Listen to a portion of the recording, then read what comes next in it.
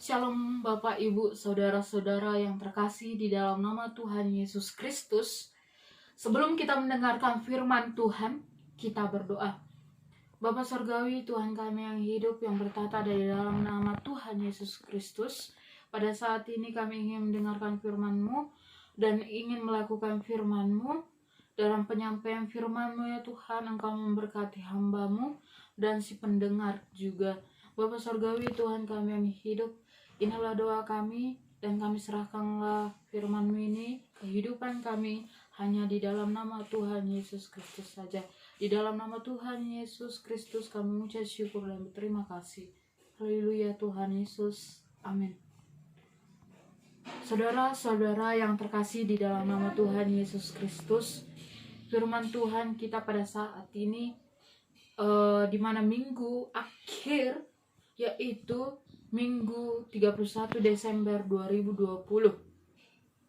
Bapak Ibu Saudara-saudara yang terkasih di dalam nama Tuhan Yesus Kristus, firman Tuhan pada saat ini terambil dari 1 Petrus 1 ayat 22 sampai dengan 25. Beginilah firman Tuhan. Karena kamu telah menyucikan dirimu oleh ketaatan kepada kebenaran, sehingga kamu dapat mengamalkan kasih persaudaraan yang tulus ikhlas, hendaklah kamu bersungguh-sungguh saling mengasihi dengan segenap hatimu, karena kamu telah dilahirkan kembali bukan dari benih yang fana, tetapi dari benih yang tidak fana, oleh firman Allah yang hidup dan yang kekal. Sebab semua yang hidup adalah seperti rumput, dan segala kemuliaan seperti bunga rumput, dan rumput menjadi kering, dan bunga gugur. Tetapi firman Tuhan tepat untuk selama-lamanya. Inilah firman yang disampaikan Injil kepada kamu. Amin buat firman Tuhan. Bapak Ibu Saudara-saudara yang terkasih di dalam nama Tuhan Yesus Kristus, tema kita pada saat ini adalah firman Tuhan untuk selama-lamanya. Bapak Ibu Saudara-saudara yang terkasih di dalam nama Tuhan Yesus, Alkitab adalah firman Tuhan, Allah yang berotoritas dalam hidup orang percaya. Melalui Alkitab, Allah menyatakan dirinya dan kehendaknya, dan Ia adalah sumber kehidupan, yaitu makanan rohani orang percaya untuk bertumbuh ke arah keserupaan dengan Yesus Kristus. Oleh sebab itu Bapak Ibu Saudara-saudara yang terkasih di dalam nama Tuhan Yesus Kristus, orang percaya perlu membaca Alkitab, merenungkannya, serta menaatinya dalam kehidupan sehari-hari. Firman datang ke bumi sebagai manusia. Firman itu menjadi manusia dan diam di antara kita, dan firman adalah kebenaran, di mana firman Tuhan begitu dibutuhkan oleh manusia yang lahir baru. Bapak Ibu saudara-saudara yang terkasih di dalam nama Tuhan Yesus Kristus, saat ini kita perlu mengetahui seperti apakah firman Tuhan untuk selama-lamanya, dan kita dapat melihat firman Tuhan untuk selama-lamanya yaitu sebagai berikut. Bapak Ibu saudara-saudara di sini, pertama sekali yang kita perlu lakukan yaitu menyucikan diri dalam Tuhan. Menyucikan diri adalah sebuah tindakan yang penting dalam kehidupan rohani, dan menyucikan diri harus punya tujuan yang baik. Harus punya tujuan yang baik. Oke?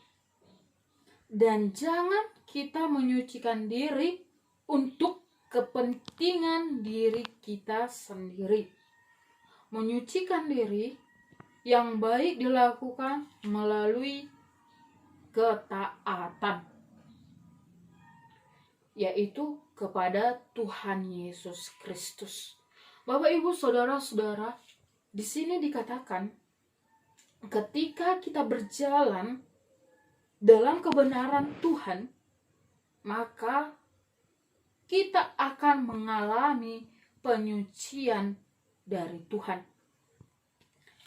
Dan kata kerja di sini penyucian ataupun menyucikan atau membersihkan itu ada hubungan erat dengan kata suci dan kesucian. Bapak, Ibu, saudara-saudara yang terkasih di dalam nama Tuhan Yesus Kristus, orang Kristen telah menyucikan dirinya untuk Tuhan, dan mereka melakukannya dengan menuruti kebenaran. Berdasarkan nas hari ini, ada 2 pelajaran yang perlu kita peroleh, yaitu taat kepada kebenaran. Bapak, Ibu, saudara-saudara yang terkasih di dalam nama Tuhan Yesus Kristus, ketaatan adalah satu bentuk rasa syukur kita kepada Tuhan dan membawa kita semakin intim dengan Tuhan. Kebenaran dan ketaatan harus dipaketkan menjadi satu kesatuan dan yang tidak dibolehkan dan tidak bisa dipisahkan. Kebenaran tanpa ketaatan adalah seperti iman yang benar tanpa perbuatan yang benar. Orang yang hanya mendengar saja tapi tidak melakukannya, seperti tubuh tanpa roh, seperti orang bodoh mendirikan rumah di pasir, dan seperti pendengar yang menipu diri sendiri. Dan banyak juga orang Kristen yang mengaku percaya dan bahkan menyembah Yesus sebagai Tuhan yang benar, tetapi tidak mau menaati perintahnya. Ketaatan di sini menunjukkan iman dan kasih. Dan tanpa kebenaran maka ketaatan bisa menjadi kesalahan, bahkan kesesatan. Jadi Bapak, Ibu, saudara-saudara yang terkasih di dalam nama Tuhan Yesus, di sini dikatakan orang yang menaati firman Tuhan itu yang memerintahkan untuk melawan semua orang yang tidak seiman dengannya. Bapak, Ibu, saudara-saudara yang terkasih di dalam nama Tuhan Yesus Kristus, ketaatannya itu kita bisa melihat iman dan kasih seseorang, apakah sikapnya sudah benar atau tidak. Dan yang kedua di sini mengatakan Bapak, Ibu, saudara-saudara mengamalkan kasih persaudaraan. Bagaimana sih sebenarnya mengamalkan kasih persaudaraan itu? Bapak, Ibu, saudara-saudara yang terkasih di dalam nama Tuhan Yesus Kristus, di sini orang Kristen berbuat baik karena kasih persaudaraan.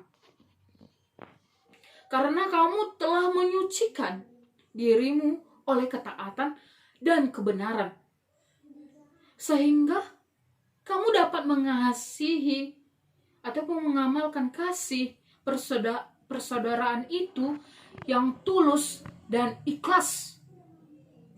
Hendaklah kamu bersungguh-sungguh saling mengasihi dengan segenap hatimu. Itulah yang dikatakan oleh Rasul Paulus yang menuliskan suratnya kepada orang-orang percaya yang hidup dalam peraturan. Bapak, Ibu, saudara-saudara yang terkasih di dalam nama Tuhan Yesus Kristus, dengan mengamalkan kasih persaudaraan yang tulus, ikhlas, maka itu akan memungkinkan kita untuk menggenapkan tujuan Tuhan dalam hidup kita sebagai orang-orang percaya. Yang kedua, yaitu saling mengasihi dengan sungguh-sungguh. Bapak, Ibu, saudara-saudara yang terkasih di dalam nama Tuhan Yesus Kristus, saling mengasihi dengan sungguh-sungguh. Dikatakan di sini kita dapat mengetahui apakah kita sungguh-sungguh mengasihi Tuhan melalui pilihan-pilihan yang kita buat di dalam hidup kita. Bapak, Ibu, saudara-saudara yang terkasih di dalam nama Tuhan Yesus Kristus, seseorang yang sungguh mengasihi Tuhan pasti cenderung akan memilih hal-hal yang menyenangkan hati Tuhan. Tentu tidak ada manusia yang dapat melakukan dosa, dan tidak seorang yang sungguh mengasihi Tuhan pasti akan bertumbuh dalam ketaatannya dan kepada Tuhan dan membenci yang namanya dosa. Dikatakan di sini poin pertama yaitu bisa kami ambil dalam saling mengasihi dengan sungguh-sungguh, yaitu tidak memandang bulu. Banyak orang saat ini saat berkawan dia memandang kawannya, dia sukses, dia kaya, dia jelek, dia bodoh. Itulah yang dikatakan tidak memandang bulu. Kita perlu mendalam seperti apakah tidak memandang bulu itu. Orang yang tidak memandang bulu, orang yang tidak melihat seseorang atau mampu menolong sesama dan tidak memilih siapa dia, siapa aku, siapa kamu, dan semuanya yang kita temani dan yang kita tolong saat ini. Bapak, Ibu, saudara-saudara yang terkasih di dalam nama Tuhan Yesus Kristus, yang kedua yaitu tentang bertanggung jawab yang penuh. Pada dasarnya setiap orang memiliki satu tujuan yang sama, yaitu meraih kesuksesan. Namun untuk menuju kesuksesan tidak pernah mudah. Banyak orang yang tidak cukup kuat untuk memutuskan untuk mengambil jalan pintas, yaitu menyerah.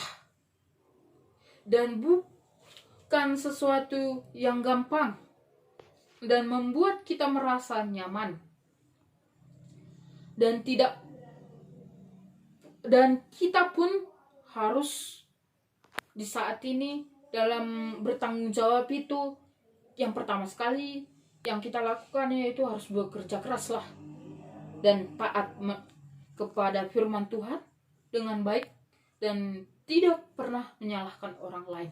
Itu yang dinamakan bertanggung jawab. Kalau kamu masih menyalahkan orang lain, berarti kamu tidak bertanggung jawab akan hal itu semua, dan kesuksesan pun tidak akan datang kepadamu. Yang ketiga yaitu rendah hati. Bapak, Ibu, saudara-saudara yang terkasih di dalam nama Tuhan Yesus Kristus, banyak kita lihat saat ini orang-orang tidak ada untuk merendahkan hati.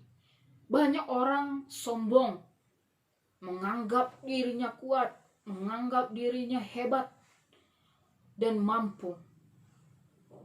Orang yang mau merendahkan hatinya akan membuat kita tidak bisa terbuka pada sudut pandang seseorang yang berpengetahuan, namun tetap terbuka pada saran dan masukan, dan dapat menyadari diri kita berbuat salah, di mana seseorang yang tidak keras kepala untuk tetap merasa benar dan jelas-jelas melakukan kesalahan. Itulah orang yang tidak mau merendahkan hati. Selalu menganggap orang lain salah, selalu menganggap dirinya benar dan bagus. Dan saat ini juga kita perlu untuk mendalam dalam setiap perubahan tadi. Sudah beberapa poin, ada kerendahan hati, ada dikatakan bertanggung jawab. Itulah yang perlu kita mendalamkan. Di ayat 23 dikatakan, karena kamu telah dilahirkan kembali bukan dari benih yang fana, tetapi dari benih yang tidak fana, oleh firman Allah yang hidup dan yang kekal. Bapak, Ibu, saudara-saudara yang terkasih di dalam nama Tuhan Yesus Kristus, dikatakan lahir kembali orang yang betul-betul sudah berubah dari perbuatan kejahatannya, di mana perbuatan kotor, bohong, pemalas, pemabuk, apalagi gak suka baca firman Tuhan, salah satunya pada saat ini juga.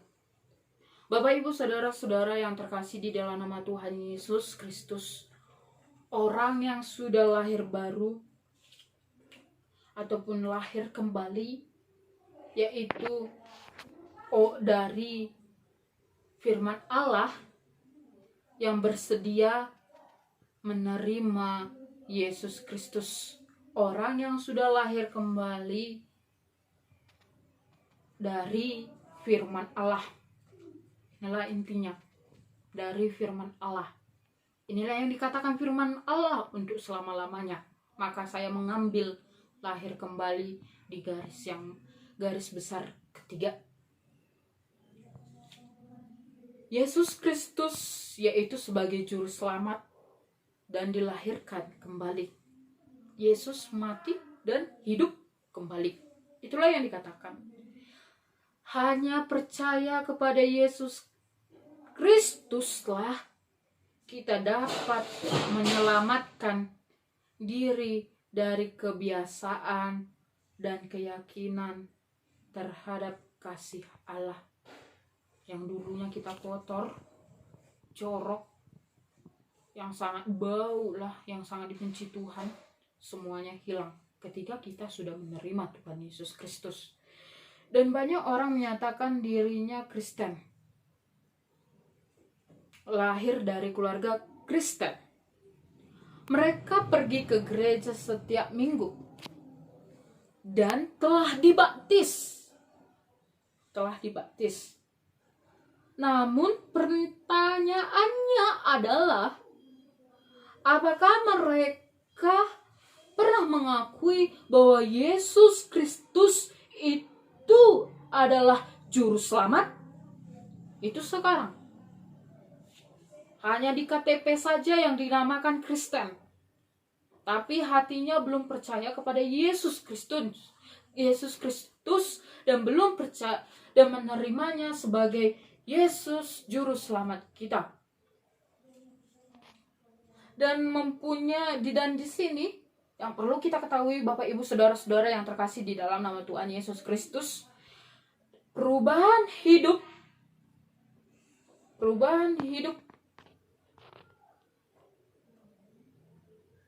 setelah tahap pertama, yaitu yang harus kita lakukan adalah mengakui. Melalui mengakui, maka langkah selanjutnya adalah perubahan hidup. Jadi, Bapak, Ibu, saudara-saudara yang terkasih di dalam nama Tuhan Yesus Kristus, menjadi orang yang percaya adalah gaya hidup kita haruslah mengikut gaya hidup Kristus. Orang yang sudah percaya kepada Yesus Kristus harus bisa mengikuti gayanya Yesus Kristus, dan kita hidup benar dan berbuat baik. Namun hal ini bukan agar kita diselamatkan, tetapi karena kita sudah diselamatkan, Saya ulangi sekali lagi. Hal ini bukan agar kita diselamatkan, tetapi karena kita sudah diselamatkan oleh Yesus Kristus, yaitu matinya Tuhan Yesus Kristus di kayu salib di Golgota untuk umat orang yang sudah percaya. Itulah ya. Hal ini pertama sekali yang kita perlu ketahui, akan memilih kerajaan Allah ataupun akan melihat kerajaan Allah. Orang yang sudah lahir kembali akan melihat kerajaan Allah. Di mana orang yang sudah lahir kembali ini sangat istimewa di hadapan Tuhan, sangat berharga di mata Tuhan. Dan perlu kita ketahui di sini Bapak Ibu saudara-saudara yang terkasih di dalam nama Tuhan Yesus Kristus, orang yang sudah lahir kembali untuk melihat kerajaan Allah, di mana suatu perintah yang didirikan oleh Allah dengan seorang raja yang dipilih Allah, yaitu Yesus Kristus. Dan kerajaan Allah itu akan melaksanakan kehendak Allah dan datangnya berkat-berkat yang menakjubkan. Misalnya Bapak Ibu saudara-saudara yang terkasih di dalam nama Tuhan Yesus Kristus, kerajaan itu akan menyingkirkan kerajaan itu akan menyingkirkan setan dan roh jahat, dan kuasa korban tebusan Yesus mulai bekerja sehingga manusia yang setia tidak jatuh sakit dan mati lagi, tetapi hidup selama-lamanya di bawah pemerintahan kerajaan Allah. Dan Bapak Ibu saudara-saudara yang terkasih di dalam nama Tuhan Yesus Kristus, jadi kerajaan Allah akan menyucikan nama Allah. Yang kedua, akan diselamatkan. Siapakah yang akan diselamatkan? Yang pasti adalah kita dapat diselamatkan. Keselamatan hanya berdasarkan upaya pribadi kita. Tak seorang pun dapat selamat karena semua orang telah berbuat dosa dan kehilangan kemuliaan Allah. Kita tidak dapat menyelamatkan diri kita sendiri. Sebaliknya, kita diselamatkan ketika kita percaya kepada Yesus Kristus dan kasih karunia cukup untuk menutupi semua dosa. Bapak Ibu saudara-saudara yang terkasih di dalam nama Tuhan Yesus Kristus, manusia yang diselamatkan dari masa lalu yang berbuat dosa menjadi baru dan selamat. Garis besar yang keempat, yaitu hidup dalam kemuliaan Tuhan. Bapak Ibu saudara-saudara yang terkasih di dalam nama Tuhan Yesus, hidup dalam kemuliaan Tuhan. Ya, seperti kita ketahui, hidup dalam kemuliaan Tuhan yaitu taat kepada perintah Tuhan, kesetiaan dan melakukan apa yang diminta atau disuruh Tuhan Bapak Ibu, yaitu melalui firman Tuhan kita baca, mempelajarinya, bahwa kesetiaan adalah suatu yang timbul tanpa adanya paksaan, melainkan timbul karena kesadaran sendiri. Melakukan sesuatu karena intervensi atau ketekanan atau intimidasi dari luar, itulah berarti tidak yang dinamakan keterpaksaan. Ketika Petrus dan Yohanes sedang berbicara, yaitu memberitakan Injil kepada orang banyak, mereka tiba-tiba didatangi imam-imam dan kepala pengawal bait Allah serta orang-orang Saduki. Di dalam dunia ini ada hukum yang selalu melekat dalam kehidupan manusia, sebab akibat, atau dalam kekristenan dikenal dengan sebutan hukum tabur tuai. Tidak meninggalkan firman Tuhan, itu yang kedua. Bapak, Ibu, saudara-saudara yang terkasih di dalam nama Tuhan Yesus Kristus, tidak meninggalkan firman Tuhan seperti apakah itu? Perlu kita mengetahui tidak meninggalkan firman Tuhan, siapakah yang akan diselamatkan? Karena orang yang diselamatkan itu melalui firman Tuhan. Melalui firman Tuhan ini. Bapak, Ibu, saudara-saudara yang terkasih di dalam nama Tuhan Yesus Kristus, yang pasti yang akan diselamatkan kita pada saat ini adalah di mana dikatakan bahwa kita diselamatkan. Keselamatan hanya berdasarkan upaya pribadi kita. Dan yang dikatakan di sini, tak seorang pun dapat, karena semua yang telah berdosa dan telah kehilangan kemuliaan Allah. Kita tidak dapat menyelamatkan diri kita sendiri. Ketika kita percaya kepada Yesus Kristus, dan kasih karunia cukup untuk menutupi semua dosa-dosa manusia yang diselamatkan oleh dosa kita. Dikatakan di sini tidak meninggalkan firman Tuhan. Bapak, Ibu, saudara-saudara terkasih di dalam nama Tuhan Yesus, seperti kita tidak meninggalkan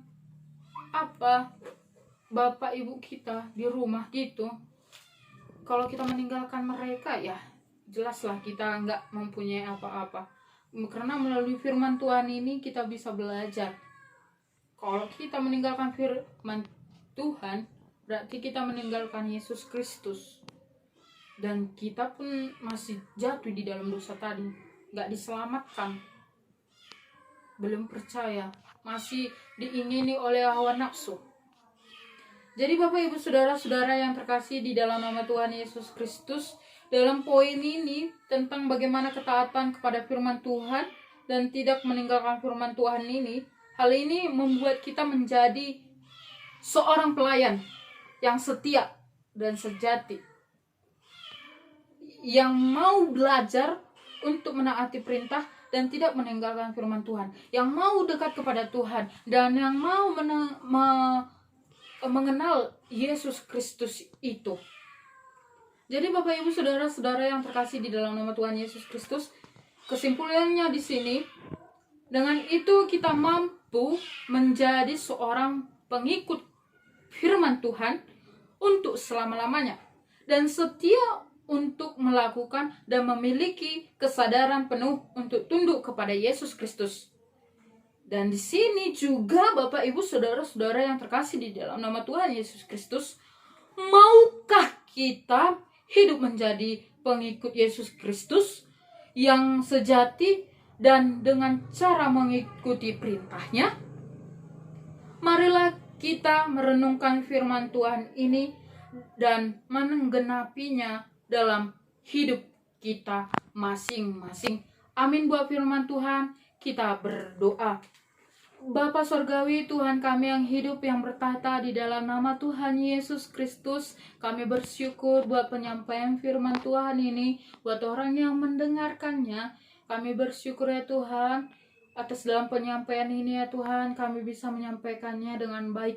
Maka dari itu ya Tuhan, dalam penyampaian firman ini, sempurnakanlah ya Tuhan, di dalam kehidupan kami, agar kami betul-betul untuk melakukannya, untuk menaati suatu firman-Mu ini, dan untuk lebih lagi percaya kepada Tuhan Yesus Kristus. Dan pada saat ini juga ya Tuhan Yesus, dalam kehidupan kami, ibadah kami ini, kami hanya berserah kepada Engkau. Maka dari itu ya Tuhan, terimalah doa kami ini di dalam nama Tuhan Yesus Kristus, bahwa firman Tuhan dapat bertumbuh dan berbuah di dalam hati kami. Haleluya ya Tuhan Yesus Kristus. Amin. Shalom.